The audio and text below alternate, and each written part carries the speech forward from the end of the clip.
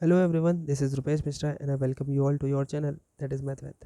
देखिए, ये हमारी डिफरेंशियल ज्योमेट्री की एमसीक्यू की लास्ट वीडियो है जिसमें मैंने दोनों चैप्टर्स को एक साथ ऐड किया है।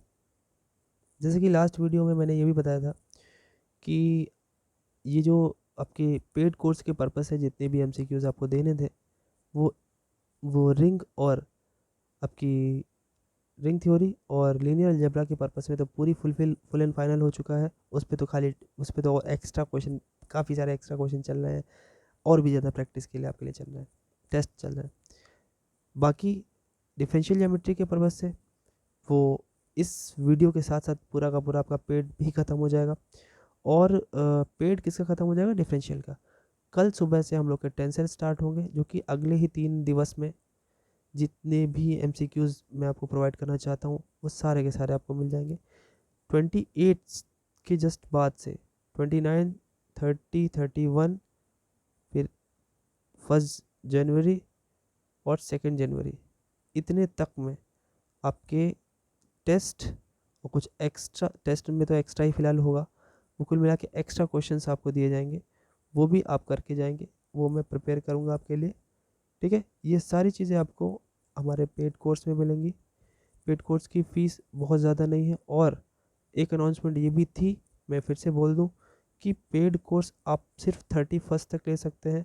उसके बाद जो न्यू ईयर फर्स्ट सेकंड जो आपकी डेट है, उसमें अगर कोई मुझे एक्स्ट्रा बहुत परेशान करने की भी कोशिश करेगा तो भी उसे एमसीक्यू कोर्स नहीं मिलेगा। अगर आप इधर लेना चाहते हैं तो ले सकते हैं 31 तक।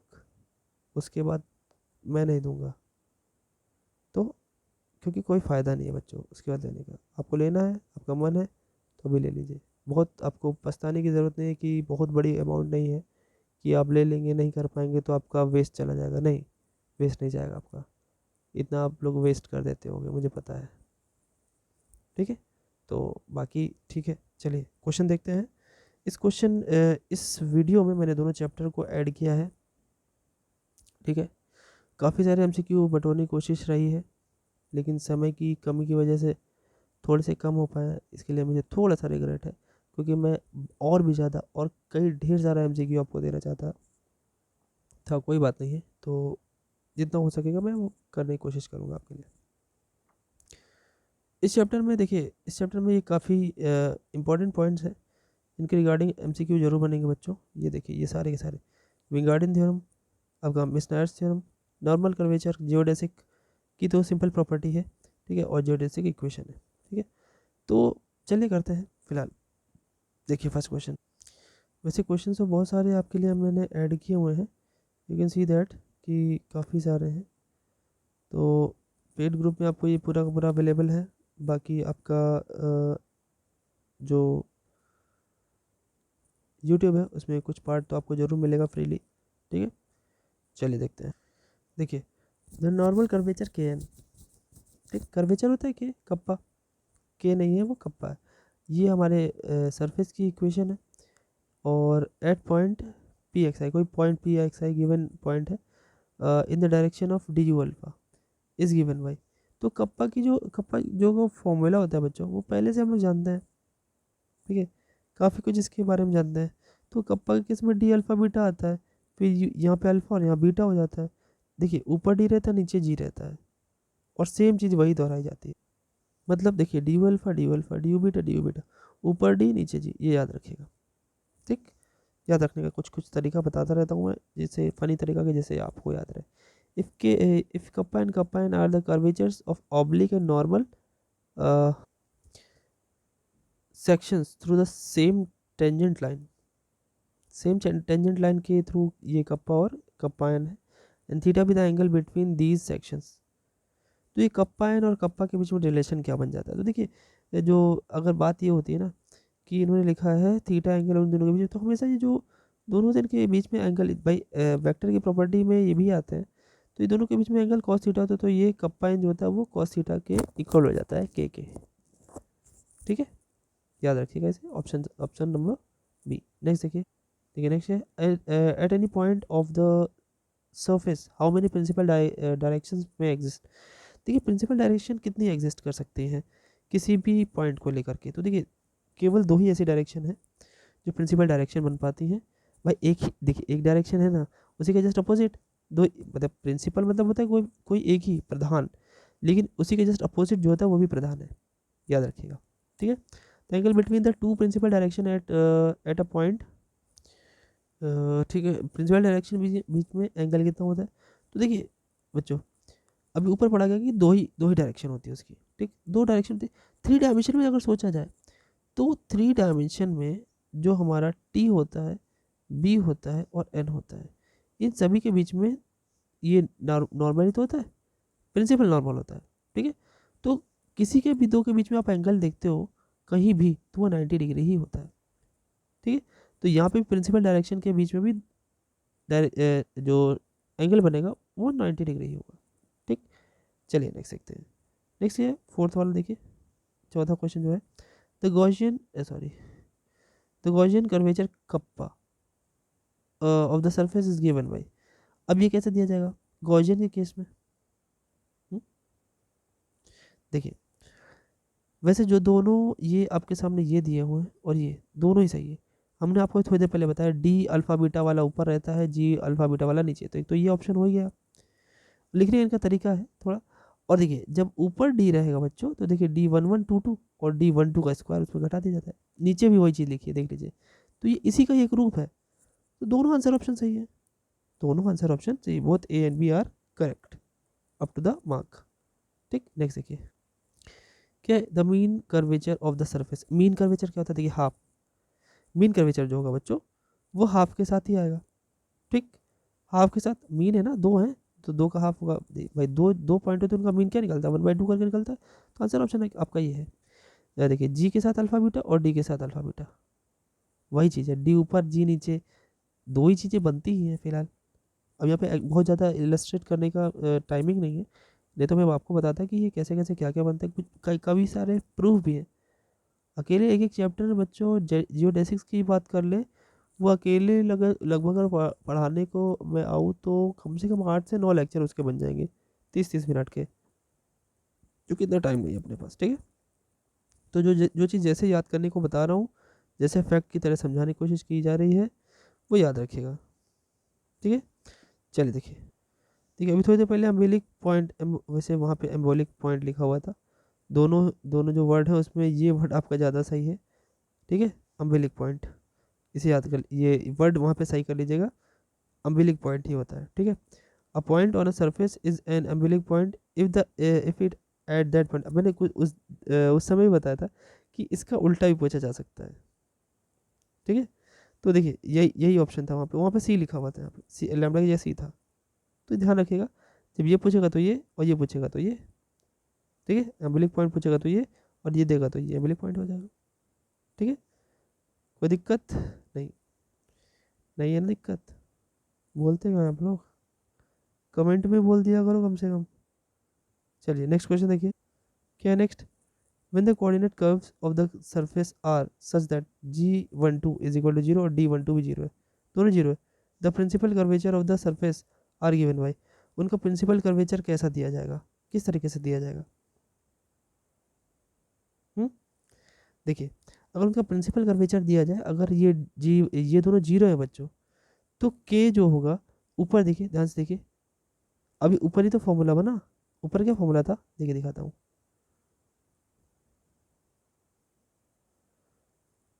देखिए यही से इसका कॉन्सेप्ट बनता है कि जब D12 और G12 ये दोनों के दोनों 0 आते हैं बच्चों, तो इससे बन जाता है K1 और इससे बन जाता है K2। बस जैसे लिखा वैसे याद रखिए। कैसे, क्या बताया मैंने बताया, जब भी ये चीज़ 0 होता है तो हमारे देखिए ये वाला फॉर्मूला देखिए K1 और ये 2, याद रखिए, एकदम एकदम याद रख लीजिए, दिमाग में रखिए इसे। नेक्स्ट देखिए, बोले a geodesic on any space is always a. देखिए, सबसे पहले एक छोटी सी बात बता दूं, जियोडेसिक होता क्या है। देखिए, एक सरफेस ले लीजिए, उस सरफेस पे एक आप कर्व बना दीजिए, कर्व की दो पोजीशन लीजिए पी और क्यू, और ये बहुत ही स्मॉल लेंथ ले लीजिए, स्मॉल लेंथ, बहुत ज़्यादा, और ऐसा लेना है कि ये पी और क्यू जो हो वो स्टेशनरी हो, मतलब पी और क्यू पॉइंट जो है फिक्स पॉइंट हो अपनी जगह पे।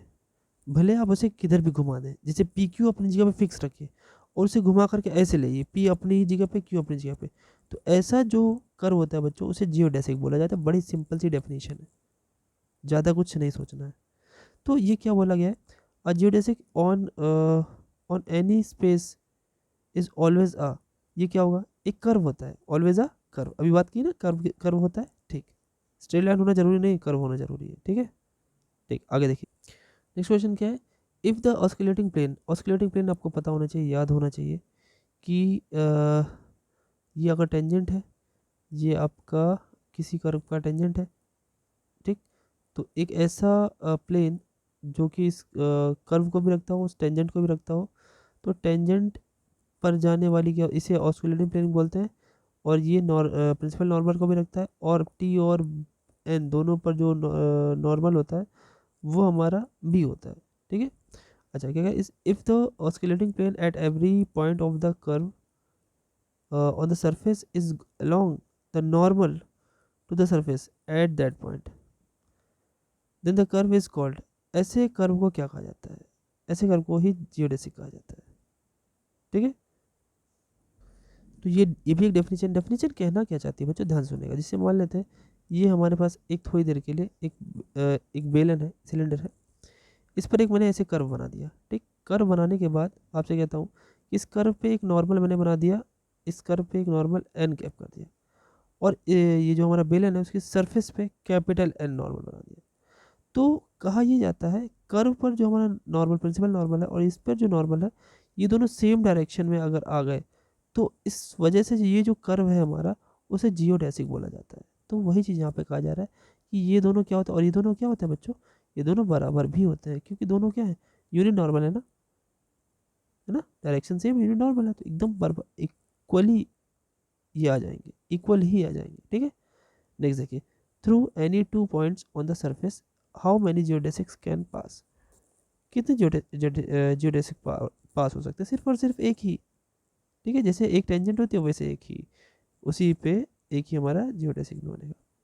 चलिए ठीक, नेक्स्ट देखिए, देखिए the necessary sufficient condition for the parametric curve u2 is equal to constant be geodesic is that, कह रहे ये जियोडेसिक कब होगा। देखिए बड़े बढ़िया बढ़िया नोटेशन दिए, ये कैसे लिखे जाते हैं हम आपको ये बताते हैं।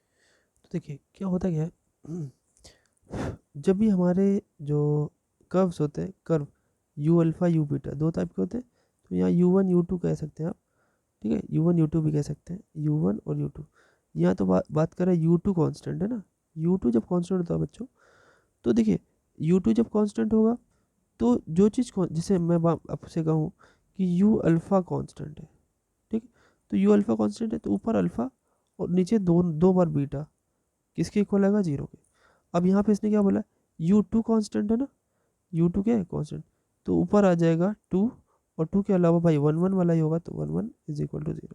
याद रखेंगे इसको, जियोडेसिक ये तभी रिप्रेजेंट करता है, ये नेसेसरी और सफिशिएंट कंडीशन, ये फॉर्मूला है, याद रखना अपने को, यहाँ पे अल्फा और बीटा कभी बराबर नहीं होंगे, ठीक। नेक्स्ट देखिए सेम क्वेश्चन आ गया, अब u1 है तो u1 का 1 ऊपर आ जाएगा, बाकी जो बचे वो नीचे रहेंगे, इसकी वैल्यू 0 हो जाएगी, सी ऑप्शन, ठीक। नेक्स्ट देखिए क्या question, if the parametric curves at the point of a surface are orthogonal है, ठीक है, the necessary sufficient condition of that u1 is equal to constant be a geodesic of the surface is that, u1 constant है, u2 क्या होगा, कोई variable होगा t में मान लेते हैं, ठीक है। और अपना कह रहा है कि भाई वो जियोडेसिक कब रिप्रेजेंट करेगा, तो जियोडेसिक रिप्रेजेंट करने के लिए देखिए ध्यान से सुनेगा, जब 1 कांस्टेंट है तो g वाला डबल 2 लिया जाता है, ठीक। और जब 2, अगर ये कहता 2 कांस्टेंट बाबू, सेकंड वाले कांस्टेंट बोलता, तो यहाँ पे 2 और यहाँ पे 1 लेते हैं, तब ये 0 होता है, ध्यान रखिएगा। तो आंसर ऑप्शन इसका क्या होना चाहिए, बी वाला। नेक्स्ट देखिए ये लिखा हुआ है, अब कह रहा है u2 को कांस्टेंट कर दे रहा है, तो सिंपल सी बात है, ये 2 टाइम हो जाएगा और g डबल 1 हो जाएगा, तो आंसर ऑप्शन इसका ये हो गया। अभी जस्ट बताया ना ये चीज़। नेक्स्ट देखिए, चलो एक बार करेक्ट कीजिएगा, u1 अगर कांस्टेंट है, ठीक है, तो अगर u1 कांस्टेंट है तो ये डेबर पे 1 और जी पे डबल 2 वाला 0 लिया जाएगा, और अगर u2 कांस्टेंट है तो डेबर 2 पहले आएगा और जी डबल 1 आएगा, ठीक है। ये एक बार फिर से मैं बता दे रहा हूँ, दिमाग में रखिएगा, इसलिए दिमाग इंपॉर्टेंट लग रहा है, इसलिए दोबारा बताना पड़ा। नेक्स्ट देखिए क्या है भैया ये क्वेश्चन, देखिए सिंपल सा question, the geodesics on a sphere are. देखिए एक होता है जियोडेसिक अपना सिलेंडर पे और एक होता है स्फीयर पे, ठीक है। तो अगर ध्यान सुनिएगा होता क्या है, अगर आप किसी सर्किल को एकदम मिडिल से कट करो तो एक अब या यूँ कहो कि एक स्फीयर को बीच में से कट करो तो यहाँ पे एक सर्कल मिलता है। ये सर्किल को अगर हम चाहें किसी अगर चाकू से कट करते हैं, चाकू हाई मित्र से चाकू, चाकू से कट करें, ठीक है। आप लोग बोलते हैं चक्कू चक्कू, वही मुझे भी आ गया थोड़ा सा। तो ये कट किया तो सर्कल, इस सर्कल का नाम होता है ग्रेट सर्कल, बच्चों याद रखिएगा, ठीक है। ग्रेट सर्कल बोलते हैं, नाम बड़ा ही फेमस है, पहले भी आपको, ठीक है। तो ग्रेट सर्कल ये मिलेगा, ओके ठीक। नेक्स्ट देखिए, देखिए कुछ और important questions, geodesics are actually क्या होते हैं भाई, क्या होते हैं। स्टेशनरी के बारे में समझा था ना, स्टेशनरी लेंथ कर्व्स। देखिए एक कर्व है, उसमें एक दो बहुत पास के पॉइंट ले लिए, इसमें पी और क्यू को स्टेशनरी मतलब रुके रहने देना है, बाकी आप भले उसको घुमा दीजिए, पी और क्यू अपनी जगह पर रहेगा, बहुत बहुत स्मॉल लेंथ होती है, ठीक है। स्टेशनरी लेंथ कर्व याद रखिएगा। नेक्स्ट देखिए, ये बहुत इंपॉर्टेंट क्वेश्चन है, the necessary condition for a curve on a surface to be a geodesic. Geodesic होने के लिए कंडीशन क्या क्या होती है, कंडीशन तो 4-5 होती है, 4-5 तरीके की कंडीशनें होती हैं अलग अलग केसेस में, ठीक है। यहाँ पे क्या होगा, देखिए जब आप लेते हैं वी, बच्चों जब आप लेते हैं, पहले यू से स्टार्ट, यू और वी के टर्म में होते हैं, तो यू पहले आता है। जब आप लेते हैं यू तो टी का, अब टी और वी थोड़ी देर के लिए आप ये भूल जाइए कि सबकी डेफिनेशन अभी यहाँ पे दे पाना संभव नहीं है, तो आपको याद रखने का तरीका मैं बताता हूँ। पहले यू आता है फिर वी आता है, और यहाँ पे टी एक मिल जाएगा आपको, ठीक है। जो जैसे नहीं बता रहा था LMNT1, तो ये वही टी, उसमें से टी लिया गया, आप ये समझ लो, ठीक है। सेकेंड फंडामेंटल फॉर्म है। तो यू के साथ नीचे जो होगा तो वी डैश पहले आएगा, फिर अगर आपने वी को लाया तो माइनस लगाना पड़ेगा, तो उधर यू डॉट होगा। तो यानी फॉर्मूला क्या हुआ आपका, ये जियोडेसिक होने के लिए यू वी डैश और V U dash is equal to 0, minus लगाने पर, याद रखिएगा इस चीज़ को, ठीक है। नेक्स्ट देखिए क्या है, फॉर कैनोनिकल होता है बच्चों, कैनोनिकल कर लीजिएगा, CANO है ना, CANONICAL, कैनोनिकल जियोडेसिक इक्वेशन के, कैनोनिकल जियोडेसिक इक्वेशन के कैनोनिकल फॉर्म वैसे जो होती है, कैनोनिकल का मतलब ही होता है 0 0, तो दोनों के दोनों 0 होते हैं, याद रखिएगा। नेक्स्ट देखिए, unnecessary and sufficient condition for a curve V cos v is equal to cos hyperbolic t to be a geodesic on general surface is, general surface में आपकी देखिए E1 E2, यहाँ पे E को अगर हम U के रिस्पेक्ट में डिफ्रेंशिएट कर दें तो E1 की वैल्यू आती है, मतलब E को U के रिस्पेक्ट में डिफ्रेंशिएशन करेंगे तो इसे इवन लिख देंगे, और अगर आपने उसे V के रिस्पेक्ट में डिफ्रेंशिएट किया तो उसे E2 लिखते हैं, ठीक, कोई बहुत बड़ी बात नहीं है। तो इनमें से कौन सा, अगर आप इसको निकालें V को, तो इनमें से कौन सा होगा, कौन सा आंसर आएगा। तो देखिए इसमें क्या होता है, देखिए शुरुआत के कॉस हाइपरबोलिक है ना, तो कॉस हाइपरबोलिक को अगर आप ई में ब्रेक करें तो ई की power T plus E power minus T whole upon 2 होता है, तो ये दोनों पार्ट वाले ई वाले जो होते हैं पॉजिटिव होता है, तो ये वाला पॉजिटिव होता है, लास्ट वाला 2 वाला दुगना वाला जो डबल वाला जाता है वो नेगेटिव से जाता है, ठीक है। इसके बाद नेगेटिव आएगा, ये 2 उधर मल्टीप्लाई हो जाएगा, तो आप इस तरीके से समझ सकते हैं कि ये इसका थर्ड ऑप्शन सही होगा, ठीक।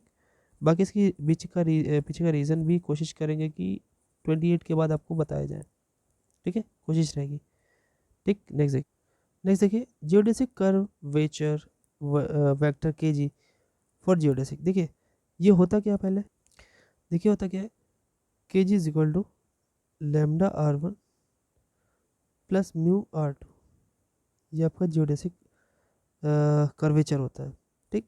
कह रहे कि अगर आप जियोडेसिक की बात करें तो बच्चों इसका केजी का जो फॉर्मूला होता है, इसी का फॉर्मूला केजी के लिए, केजी की वैल्यू क्या होगी, तो केजी की वैल्यू यहाँ पे 0 होती है, ये दिमाग में रखिएगा, ठीक है। उसके बाद नेक्स्ट देखिए, बोल रहा है कि normal curvature on the surface is given by, normal curvature कैसे दिया जाएगा, तो नॉर्मल कर्वेचर का फॉर्मूला भी याद रखिए थोड़ा सा, ये तो इसका 0 हो गया, नॉर्मल कर्वेचर का फॉर्मूला ये होता है, ठीक है। ये n फॉर यहाँ पे नॉर्मल है, नॉर्मल टू द प्लेन है, ये नॉर्मल ऑन प्लेन कह सकते हो आप, प्लेन पे नॉर्मल है, ठीक है। और ये r डबल डैश लिखा है, ठीक, तो ये आंसर ऑप्शन है। नेक्स्ट देखिए, ये क्वेश्चन तो पहले ही बताया जा चुका है कि के एन इजक्वल टू के कॉस थीटा होता है, अभी जैसे इससे पहले ही तो रिपीट मार गया। Sum of principal curvatures at a point is called, कह रहे कि प्रिंसिपल कर्वेचर के पॉइंट्स का सम क्या होता है, सम क्या कहता है। देखिए ये भी बहुत ही सिंपल सा ये क्वेश्चन है, फर्स्ट कर्वेचर इसे बोलते हैं, ठीक है, उनका सम करते हैं तो फर्स्ट कर्वेचर आता है। नेक्स्ट देखिए, देखिए जैसे चीज़ें बताई जा रही, कोशिश कीजिए उन्हें दिमाग में फैक्ट को बैठाने की, वीडियो को बार बार रिवाइज भी करिए जिससे आपकी वो चीज़ें मजबूत हो जाए, ठीक है। Normal curvature along the direction where curvature is maximum and minimum is called, curvature rho पढ़ते थे ना, रेडियस ऑफ कर्वेचर और कर्वेचर, कप्पा था और 1 अपॉन कप्पा था जिसको हम लोग रो बोलते थे, करें कि इसकी वैल्यू मैक्सिमम और मिनिमम कहाँ पे होती है।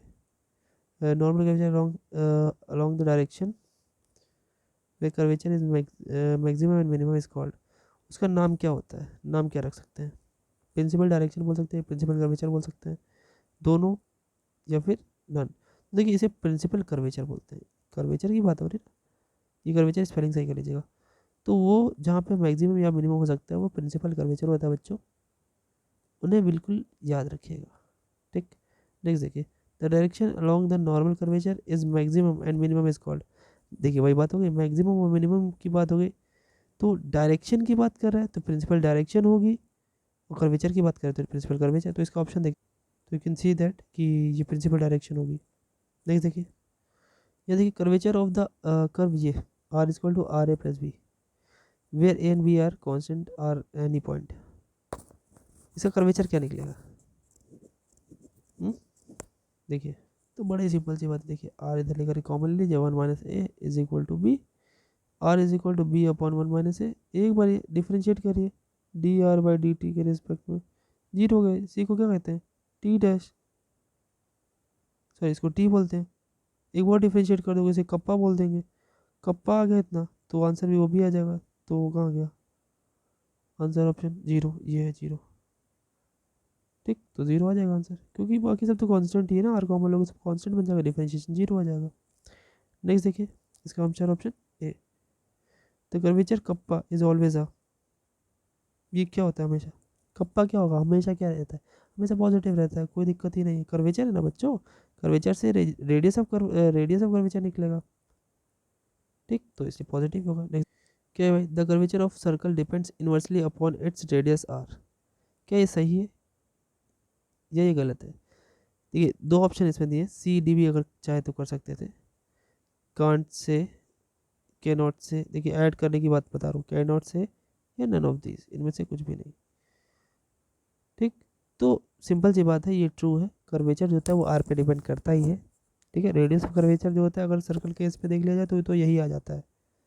नेक्स्ट देखिए, the geodesics on right circular cylinder are, अगर सिलेंडर के ऊपर अगर जियोडेसिक बनाया जाता है बच्चों तो उनका बड़ा स्पेशल नाम होता है, और वो नाम होता है हेलिसेस,